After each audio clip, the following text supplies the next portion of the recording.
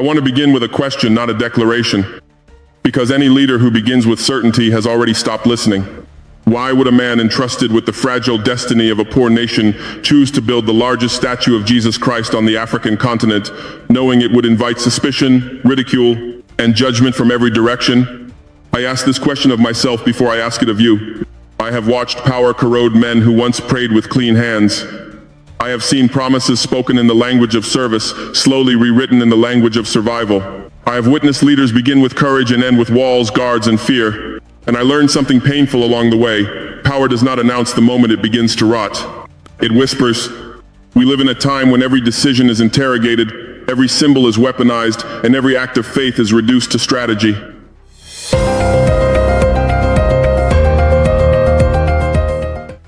In such a world, even silence is interpreted as calculation. To lead today is to stand under constant suspicion, not only from opponents but from history itself. So when I approved the construction of this statue, I knew I was not merely authorizing stone and steel, I was placing my conscience in public view. I was choosing to be judged not only for what I govern, but for what I kneel before. Many will say this is a contradiction. That faith belongs in private spaces, while leadership belongs to reason and policy.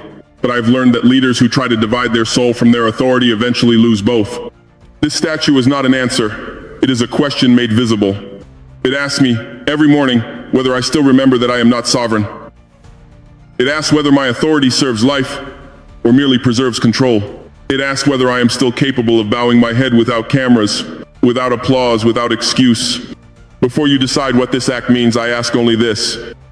Listen not to the monument, but to the confession behind it. This decision did not come from victory, but from the harsh reality of Africa. Burkina Faso, like many African nations, has lived for too long under instability, external imposition, and promises that are never fulfilled. In the Sahel, villages disappear in silence, mothers bury their children without explanation, and faith is not a choice, but the last thing people are able to hold on to. In an Africa like this, power becomes dangerous not because of enemies, but because it teaches leaders to justify every compromise. What is necessary is gradually treated as what is right. The world wants Africa to modernize by erasing its own soul. But Africa is not an abstract concept. It is people who pray in order to survive. This statue is not intended to solve poverty or conflict. It is a reminder that in Africa, power must bow before conscience, or it will become just another form of oppression. I have learned that poverty is not only the absence of money, it is the constant experience of being unseen. The poor are studied, counted, assisted, managed, and explained. But rarely are they addressed as moral witnesses. Rarely are they told that their endurance carries meaning. Rarely are they given symbols that speak to their worth rather than their deficiency. In many places like mine, the poor do not ask for speeches. They ask whether their faith is being quietly dismissed as ignorance. They ask whether the world still sees them as human or only as a problem to be solved. I wanted to answer that question without words. For the woman who walks miles with water on her head and prayer on her lips, the statue says, "Your faith is not embarrassing." For the man who works land that may not feed his children this year, it says, "Your dignity is not conditional on success." For the elderly who outlive their usefulness in the eyes of the economy, it says, "You are not obsolete." This monument was not built for elites who debate religion from comfort. It was built for people who carry belief because it is the last thing that has not failed them. Some critics asked why resources were not spent elsewhere. They asked why a poor country would dare to build something that does not directly produce food, medicine, or roads. I understand the question, but I reject the assumption beneath it. The assumption is that the poor only need survival. I have seen what happens when you give people bread but take away meaning. You create bodies that live and spirits that collapse. Development without dignity produces silence, not hope. Faith, for many in Burkina Faso and across Africa, is not a distraction from hardship. It is how people survive it without becoming bitter or violent. It is how they restrain themselves when the world gives them every reason to despair. To strip faith of its public visibility is to tell the poor that what sustains them must remain hidden, or else be labeled backward. That message wounds more deeply than hunger. I did not want a nation where belief survives only in whispers. The statue does not promise miracles. It does not claim protection from suffering. It simply stands as a refusal to shame the poor for believing that their lives matter beyond productivity. There is a quiet cruelty in telling struggling people that symbols are a luxury reserved for the rich. Cathedrals in Europe were built by peasants who owned nothing but faith. Those stones were laid not by abundance but by conviction. No one told them their prayers were inefficient. Why then should Africa be asked to erase its symbols to prove maturity? I did not want the poor to see their president speak of dignity while removing every visible sign of it. I wanted them to see that what they hold sacred is not a liability in the modern world. This statue does not stand above them, it stands with them. It does not look down in judgment, it looks outward, as if to say that suffering does not have the final word, even when it feels endless. Some have said this risks turning faith into nationalism. That is a danger I take seriously. But erasing faith from public life carries its own danger. It leaves power without witness and suffering without language. The poor do not need to be mobilized by religion, they are already carrying it. What they need is assurance that their leaders do not secretly despise what keeps them alive.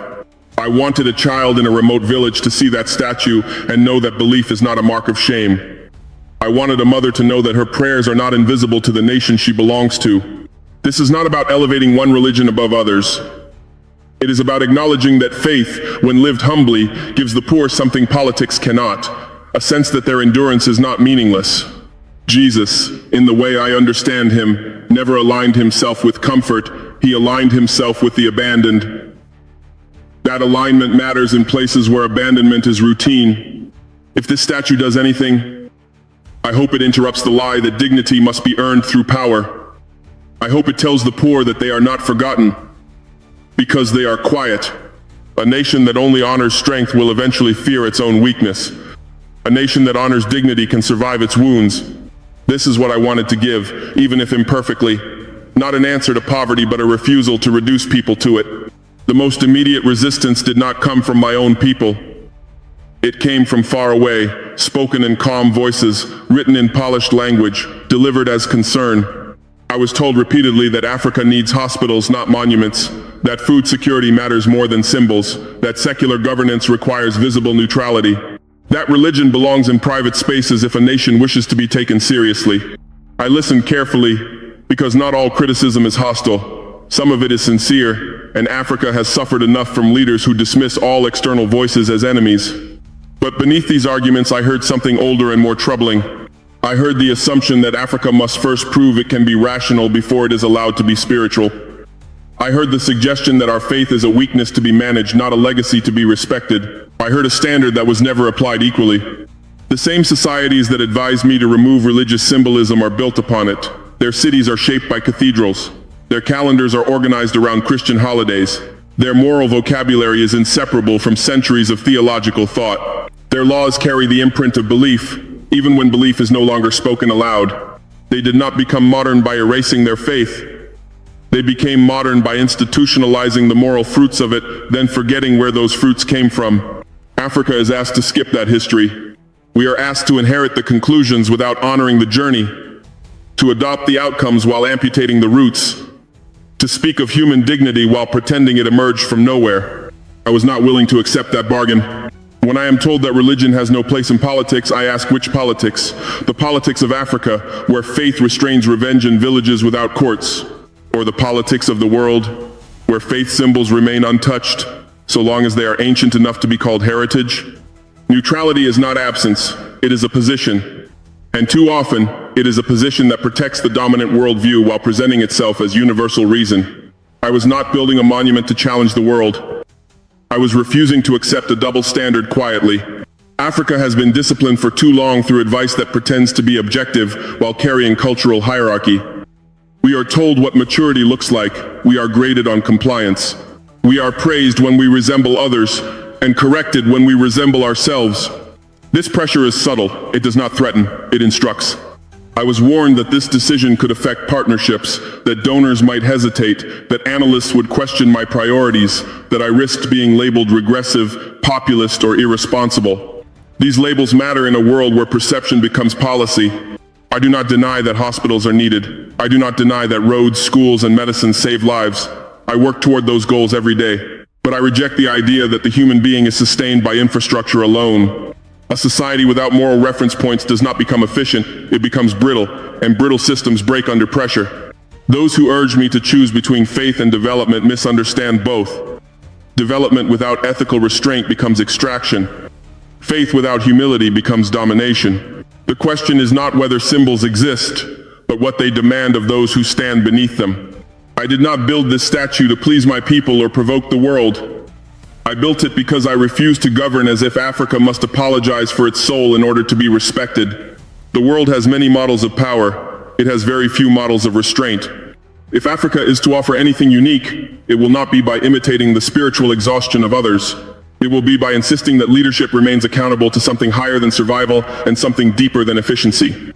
I accept that this choice complicates diplomacy. I accept that it invites misunderstanding. I accept that it may cost me favor in rooms I will never enter. But I have learned that leaders who fear misunderstanding more than moral compromise eventually govern only shadows. Africa does not need to be quieter about its faith to be modern. It needs leaders honest enough to admit that power without conscience has already failed too many times.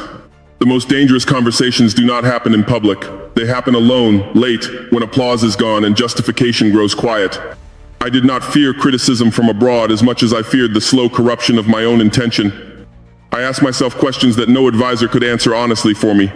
Was I doing this to anchor my conscience or to quiet it? Was I placing a moral limit on power or addressing power in moral language? Was I strong enough to remain accountable once the symbol stood taller than any building around it? Faith, when held by leaders, is never neutral. It can restrain, but it can also excuse. It can humble, but it can also sanctify ego. I have seen men hide ambition behind scripture and call it destiny. I did not want to become one of them. From the moment the first stone was laid, I understood something with unsettling clarity. I had surrendered the right to moral ambiguity. The statue would not protect me from error, it would magnify it. Every failure, every contradiction, every compromise would now be measured against a visible claim of conscience. That frightened me. I wondered whether others would use this monument for purposes I could not control, whether political actors would borrow its image, whether extremists would twist its meaning, whether critics would reduce my intent to propaganda. But the most difficult fear was quieter. I feared that I might slowly begin to believe my own symbolism, that I might mistake intention for virtue, that I might substitute reverence for obedience, that I might allow the image of humility to replace the practice of it. True humility does not survive on monuments. It survives on discipline.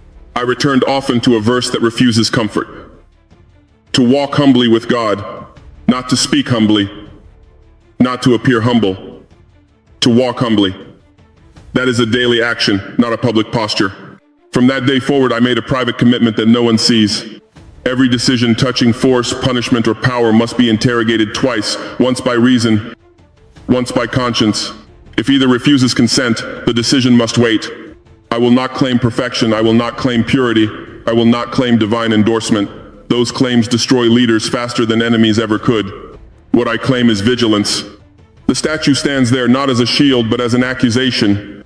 It accuses me of hypocrisy whenever my actions drift from service. It accuses me of pride whenever I begin to enjoy authority too much. It accuses me of cowardice whenever fear tempts me to choose control over justice. Some leaders fear being judged. I fear not being judged enough.